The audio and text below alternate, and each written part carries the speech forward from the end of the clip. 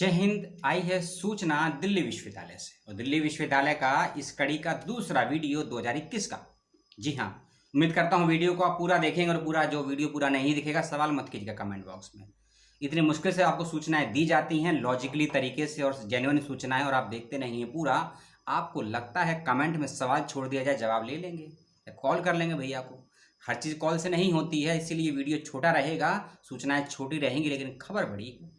दिल्ली विश्वविद्यालय में यदि आपने एडमिशन के लिए अप्लाई किया था 20 और 21 में पीएचडी इन हिंदी के लिए, आ चुका है पीएचडी इन हिंदी का रिजल्ट। किसका?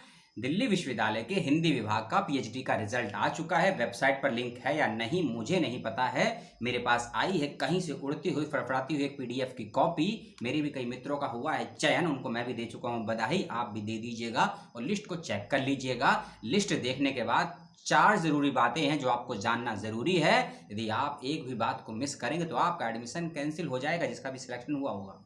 याद रखिएगा, जिसका भी सिलेक्शन हुआ है ये सभी एडमिशन स्थायी है या अस्थायी है उसकी बात करेंगे। चलते हैं सीधे नोटिफिकेशन पे। 10 जून 2021 का नोटिफिकेशन है। हर बच्चे के बारे में तो नहीं बता पाऊंगा लेकिन कुछ मोटी मोटी बातें समझ लीजिए, ठीक है। 50 बच्चे ऐसे हैं जो अनरिजर्व कैटेगरी में सिलेक्ट हुए हैं। 50 बच्चे, 50 बच्चे 50 बच्चों का चयन हुआ है अनरिजर्व कैटेगरी पे, इस बात का ध्यान रखिएगा। एससी कैटेगरी में 19 बच्चों का चयन हुआ है। सभी का नाम नहीं बता पाऊंगा मैं, क्योंकि किसी का नाम छूट जाएगा तो बुरा मान जाएगा, बुरा मान जाएगी, ठीक है। तो जनरल कैटेगरी में 50 बच्चे और 19 बच्चे एससी कैटेगरी में, ठीक है। एसटी कैटेगरी में आते हैं। एसटी कैटेगरी में चयन हुआ है 10 बच्चों का, 10 बच्चे एसटी कैटेगरी में। उसके बाद अगली लिस्ट है ओबीसी वर्ग की। ओबीसी में सिलेक्ट हुए हैं 34 बच्चे। ओबीसी में 34 बच्चे सिलेक्ट हुए हैं, इस बात का भी ध्यान रखिएगा। और दिव्यांग, दिव्यांग बोले तो पीडब्ल्यूडी, पीएच बोलते हैं जिसको। दिव्यांग कैटेगरी में 6 बच्चों का चयन हुआ है, ठीक है, इस बात का ध्यान रखिएगा। और कैटेगरी को लेकर आपको जो झगड़ा करना है करते रहिएगा, मुझे फर्क नहीं पड़ता है क्योंकि मेरा तो एडमिशन है नहीं। अगली कैटेगरी है ईडब्ल्यूएस कैटेगरी। ईडब्ल्यूएस कैटेगरी में हुआ है ये 12 बच्चे, ठीक है। तो फिर से मैं रिपीट कर देता हूं, ईडब्ल्यूएस में 12 बच्चे, पीडब्ल्यूडी में 6 बच्चे, लड़के लड़की दोनों हैं, ठीक है। 34 बच्चे ओबीसी कैटेगरी में, 10 बच्चे एससी कैटेगरी में, 10 बच्चे अनुसूचित जनजाति, एसटी कैटेगरी में 10 बच्चे और एससी कैटेगरी में 19 बच्चे और 50 बच्चे पीएचडी में हुए हैं जर्नल में। अब ये बच्चे नहीं रहे हैं, अब ये विद्यार्थी से सुधार्थी हो चुके हैं लेकिन अस्थायी रूप से। लिस्ट आपने सुन ली, अब और जरूरी बातों पे चलते हैं जो जरूरी है आपके लिए जानना। क्या है जरूरी बातें? सुनेंगे तो अच्छा है, नहीं सुनेंगे चले जाएंगे तो बहुत अच्छा है, ठीक है। कमेंट करके ऐसे लोगों का मैं जवाब भी नहीं दूंगा। अभी जो भी लिस्ट आई है ये अस्थाई क्यों है इसको समझ लीजिए। अभी तो आपके डॉक्यूमेंट्स का वेरिफिकेशन नहीं हुआ होगा, नहीं हुआ ना? हाँ, अब होगा डॉक्यूमेंट्स का वेरिफिकेशन। साफ साफ कह दिया गया है, नोटिफिकेशन में कहा गया है कि जब डॉक्यूमेंटेशन का वेरिफिकेशन होगा, जब डॉक्यूमेंटेशन का वेरिफिकेशन होगा, चाहे वो वेरिफिकेशन ऑनलाइन माध्यम से हो या ऑफलाइन माध्यम से हो, इसकी सूचना आपको हिंदी विभाग दिल्ली विश्वविद्यालय से मिलेगी। कोई यूट्यूबर नहीं देगा, कोई वेबसाइट नहीं देगी, कोई ईमेल नहीं देगा, कोई व्हाट्सएप नंबर नहीं देगा।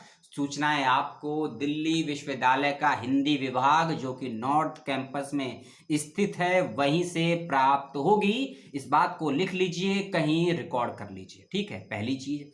और जब आपके डॉक्यूमेंटेशन का वेरिफिकेशन होगा और जो योग्यताएं मांगी गई थी पीएचडी में चयन के लिए, यदि आप किसी भी एक में अधूरे पाए जाते हैं या पाई जाती हैं, एडमिशन रद्द कर दिया जाएगा।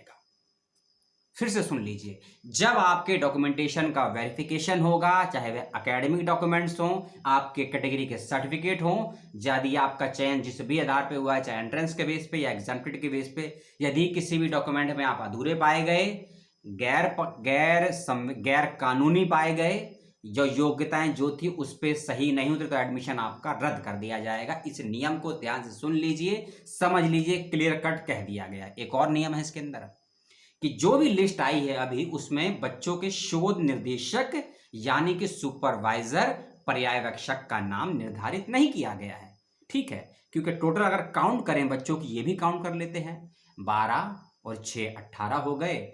18 और 34 कितने होते हैं मुझे कमेंट करके बताइएगा। 18 34 54 तो हो ही जाते हैं, ठीक है। 1834 से 52, सॉरी 52 हो गए।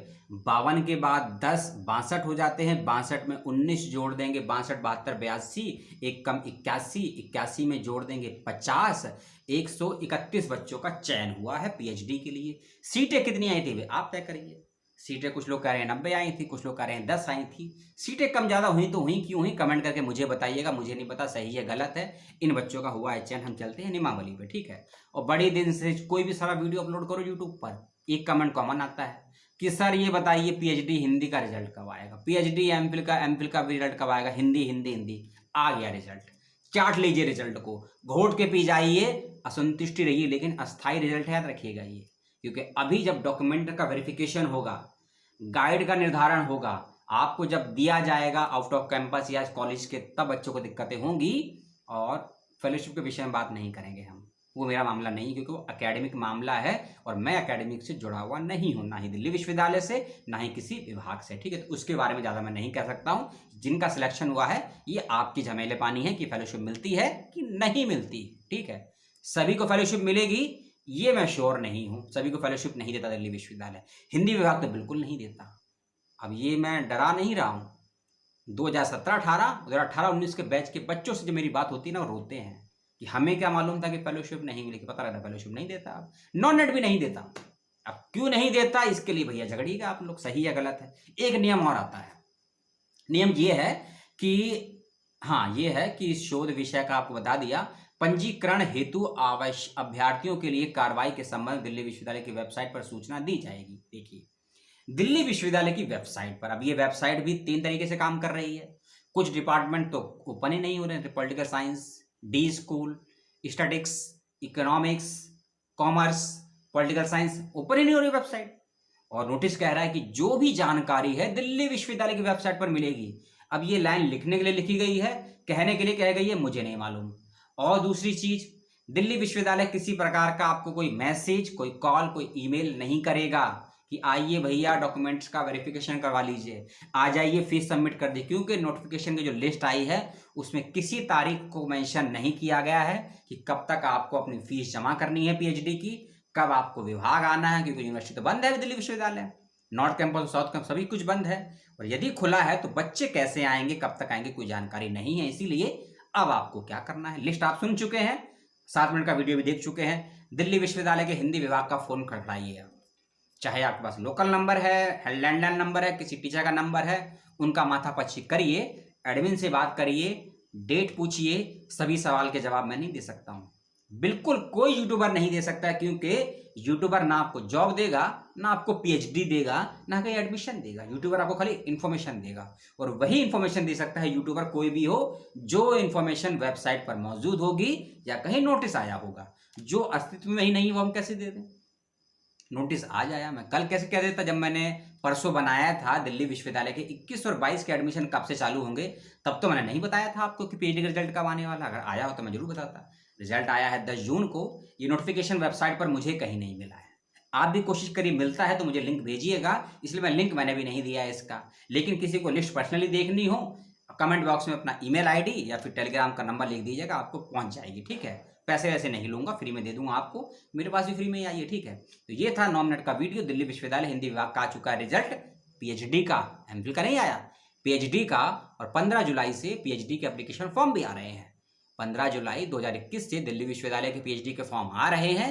स्यूसेट नहीं कराएगा, एमफिल नहीं होगी इस साल से, इस बात को लिख लीजिए। 3 चीजें बता दी हैं, स्यूसेट नहीं कराएगा, एमफिल नहीं होगी, और 15 जुलाई से पीएचडी का फॉर्म आएगा 2021 और 22 के सत्र का। इस बात का ध्यान रखिएगा।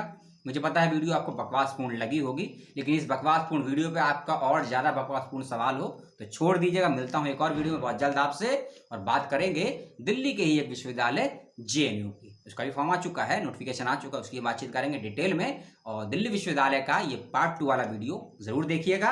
अब वीडियो का दौर चालू होगा, क्योंकि अब फॉर्म निकलना चालू हो गया है। मोदी जी ने बम फोड़ दिया, एग्जाम हो गए कैंसिल 12th क्लासेस के, अब फॉर्म निकलेंगे धड़ाधड़। फॉर्म भरिए, उसके बाद सिनॉप्सिस बनाइए, रेडी रखिए सिनॉप्सिस। जिनका विद्यार्थियों का चयन हुआ है सभी को बहुत बहुत शुभकामनाएं, और आपके धैर्य की बहुत बड़ी परीक्षा थी। इतना लंबा इंटरव्यू था, मार्च में चला इंटरव्यू, फरवरी में चला इंटरव्यू, और आपका चयन हो गया। और आपको भी उम्मीद नहीं रही होगी कि या रिजल्ट में नाम आ गया। और जिन भी 131 बच्चों का चयन हुआ है उन सभी को पुनः बहुत बहुत धन्यवाद। जिनका नहीं हुआ है अपनी कमियों को पहचानिए, सफलताओं से सीखिए, उससे ज़्यादा असफलताओं से सीखिए। असफलताओं से सीखने वाला मानव होता है, दूसरों की असफलताओं से सीखने वाला महामानव होता है। बोला मैंने है, कहा था स्वामी परमहंस ने। जय हिंद।